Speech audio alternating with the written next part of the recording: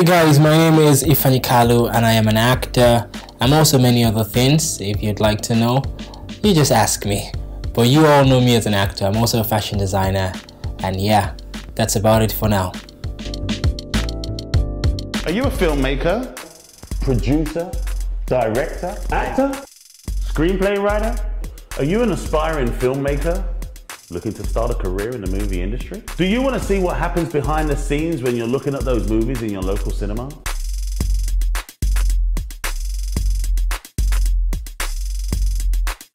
Take 101 will take you on a journey of the filmmaking process, from concept to reality, from idea to motion picture. Take 101 will bring you, the industry professionals, and take you through the A to Z of the filmmaking process.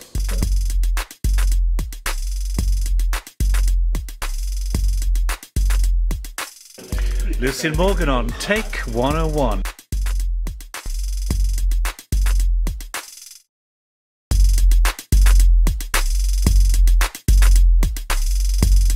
No, it's not about how much I'm being paid. How much I am being paid doesn't determine my performance in a project. What determines my performance is the idea of excellence that is the watchword of everyone that is part of the project, from the producers to the directors, the cast and the crew. I want to be sure that these are people who really know what they are doing. I want to be sure that these are people who have good CVs. I want to be sure that they are professional to the core. That's one aspect to be considered. And secondly, we have very good movies, great story, but low budget. All right, so then I want to know why. First of all, why is it low budget? If it's a genuine reason why it's low budget, then because I know that this is going to be a great movie, all right, I will sacrifice the money. Yeah, so the money doesn't always have to be fantastic. If it's a low budget movie, but one that is genuine why it's low budget, but then execution is excellent, of course, why not? Somehow, when you're part of a great project, whether you're paid less or not, what matters is at the end of the day you are open to bigger projects. So don't always see the money as what's most important. See your craft, see how excellent you can be. Excellence, when pursued and attained properly, will in turn bring money. It's just a matter of time.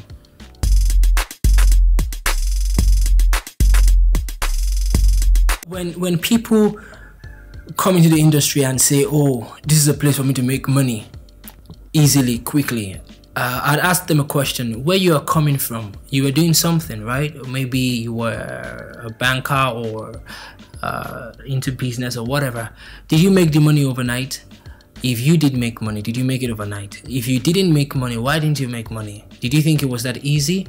Did you think that you weren't going to put in some effort? Did you think that you weren't going to work hard and smart?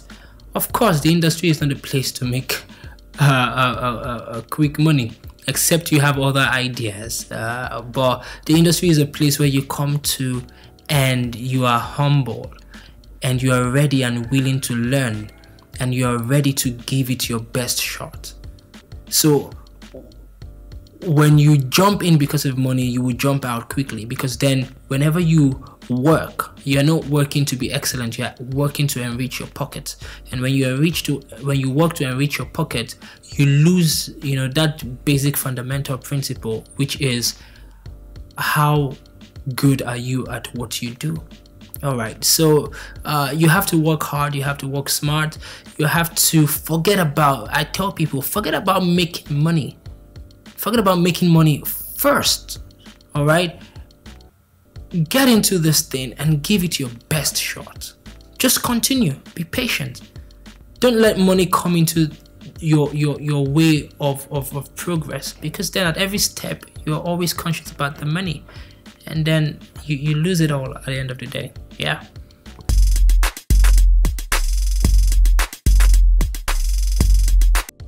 The factors that motivate an actor during a production, first things first, I speak for myself, it's the story. Is it one that is educative? Is it one that is informative and entertaining at the same time? Those are the factors I would, consider before jumping into a production.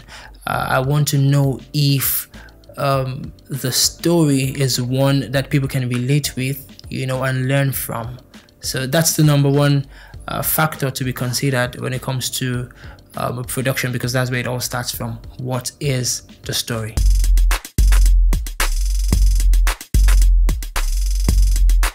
No matter how much the director decides to bring the best out of you, if you haven't done your homework, all right, like they always say, you can't give what you don't have. That's the truth.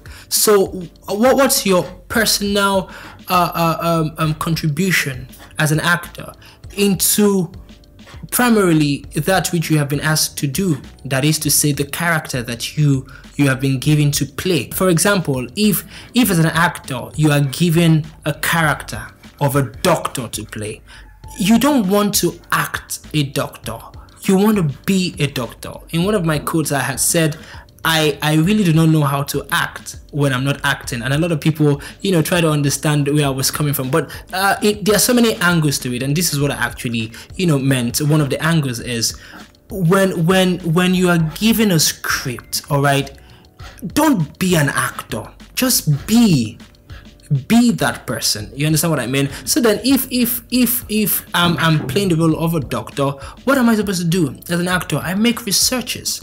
All right, if I'm going to be dealing on a particular ailment or whatever, I make researches on that ailment, on what it's about. So when I say those doctor terminologies, it looks very real. People can relate, and people can say, oh yeah, you want to get your audience so engaged that they forget that they are watching a movie. That's the power, that we have in movies. So do your personal work. If you're playing the character of an engineer, do you go on the internet and make researches on engineers and what their terminologies are and the kind of outfits they wear and how understand this nuances, because then you don't want to wait for the director or the props person to tell you everything or how you should look. Add value as an actor.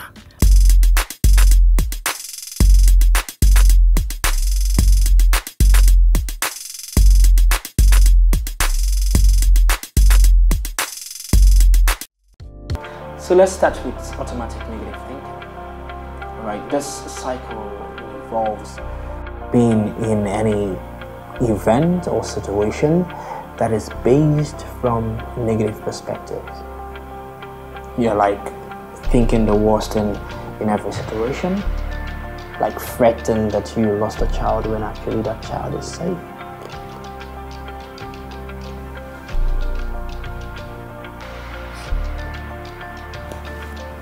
Rumination.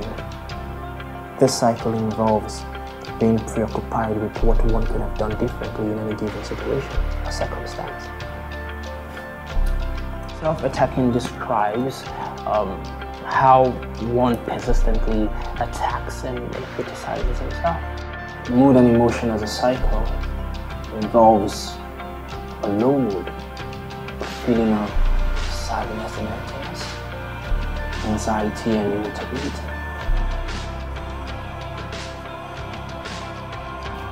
Physical symptoms and motivation involves the feeling of inadequacy.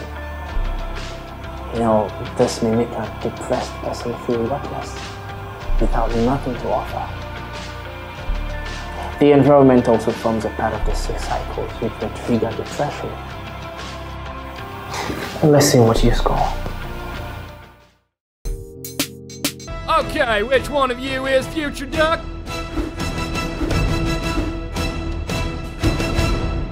Well, Are you a filmmaker, producer, director? My vision, my ideology into motion picture.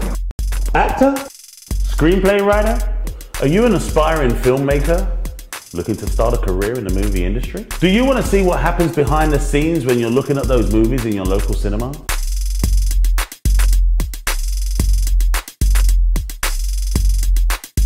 Take 101 will take you on a journey of the filmmaking process, from concept to reality, from idea to motion picture. Take 101 will bring you, the industry professionals, and take you through the A to Z of the filmmaking process.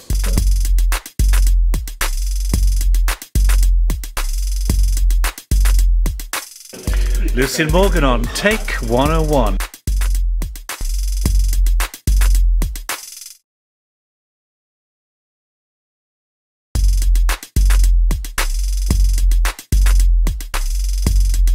Every sin is interrelated. All right, so then you are reading a script not because you are looking out for your lines. You're reading a script because you want to know how scene 1 connects to 2, to 3, and to the rest of the scenes. All right, so for me, the approach is when I understand what precedes what, all right, and what comes next, I'm able to place myself in the right mood. Because some actors are concerned about their lines. They're not concerned about other actors' lines as well. All right. So for me, it's a line by line approach. For me, it is the entire script, all right, that shapes my performance, that shapes my character. So I want to know, I don't just want to read my lines. I want to understand how this line is going to affect, because you see, the script comprises of the story, all right? And every story, what makes up every story is the characters, you know, every other character in that story. That's what makes it up. So for me, my approach is I want to understand every character. I want to understand every line. I want to understand every scene.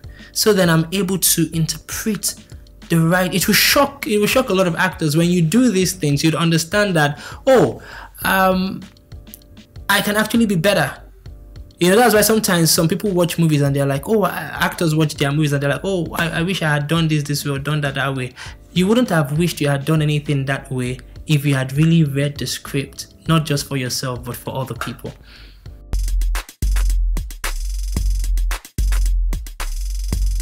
Why are we retaking? If it's a technical problem, fine, we can retake. If it continues to be a technical problem, we can't retake. We have to sort out what that technical issue is before, because we are not joking here.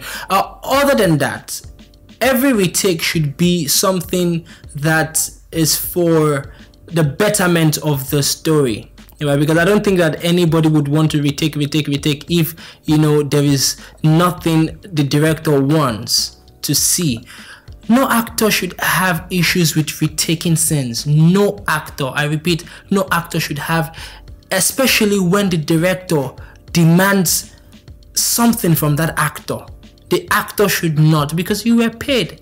I mean, we are professionals here, all right? You were paid to be on that set for a specific period of time. But as long as you're retaking and then it doesn't affect the number of days or weeks you're supposed to be on set, my brother, my sister, keep retaking. You understand? But understand that in retaking scenes, let it be that we are retaking for the right reason. If we are retaking for the right reason, let's retake. If we are not retaking for the right reason, then let's sort out the internal issues there are on set.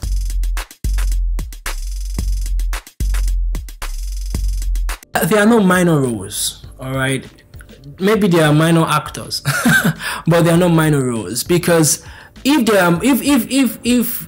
you say by your own definition of what minor roles are to mean roles that are inconsequential, all right, roles that are not important, if that's, you know, by your definition what minor roles are, then there are no minor roles. Maybe you are a minor actor, because if you feel, oh, this character is inconsequential to this story, then why is it in the story in the first place?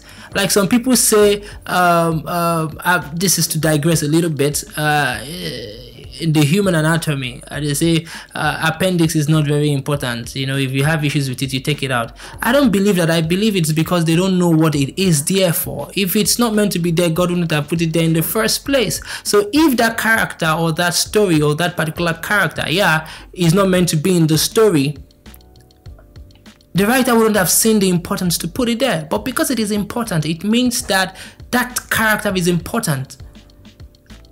So don't bring that mentality into acting to say, oh, this is a minor role. Who says it's a minor role? Then why is it there?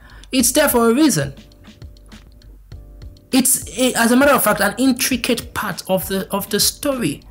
All right. So when you bring in that mentality, which is a wrong mentality, you don't give your best. I've seen people who have, killed, murdered, very minor roles, done so brilliantly well that they have landed huge and big roles as leads, sub-leads. All right. So why do you come in to say, oh, this is not? No. I don't consider that at all. All right. You can say that as a producer, as a filmmaker, rather than get an A-list, in quote, an A-list actor to play an extra, let me go out and look for a very good actor who's upcoming that can play, because then of course you don't want a producer to pay so much money for just two or one scene, being played by a top actor. All right, so producers also, and filmmakers, directors especially, should not, I've seen this a lot in movies where they have very bad actors as extras. That is totally wrong. It waters down your story. I mean, I watch a lot of Hollywood movies, and I figure and find out that down to the very littlest character, they make sure that they are professionals. You may not know them, but by their act, you know that, oh, these guys are good. All right, you can get very good, but there are no minor characters. They are just maybe minor actors.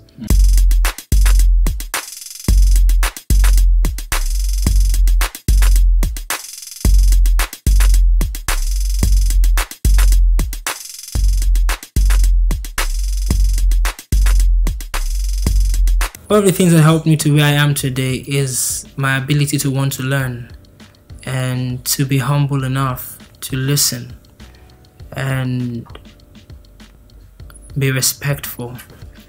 That's my greatest advice, because what humility does is it opens doors for you, because then people are able to pour out, from the abundance of their hearts, But when you're proud, they resist you. I mean, even the Bible says God will resist the proud and He gives more grace to the humble, So humility is key as an actor. Don't be too proud. Because you've done 1 or 2 movies, you feel you've arrived, you're blocking, that channel. You're blocking that channel. So my advice, if I'm going to be a mentor to any of these upcoming actors, be very humble. Yes, no matter how talented you are, you need training. Whether you're going to an academy or you're doing it all by yourself in your room, you need a training. What the training does, it helps, it shapes your talent. You stay within the presence of what an actor should be. All right, you are not going off track because you feel you're talented. So training puts you on the right track, and I think that every actor should at some point, in their career, receive or get training, whether you're going to an academy or you're doing it all by yourself. These days, I mean, we've got the internet, there are loads of information out there. As you may already know, making a film is not rocket science. All it takes is courage and enthusiasm.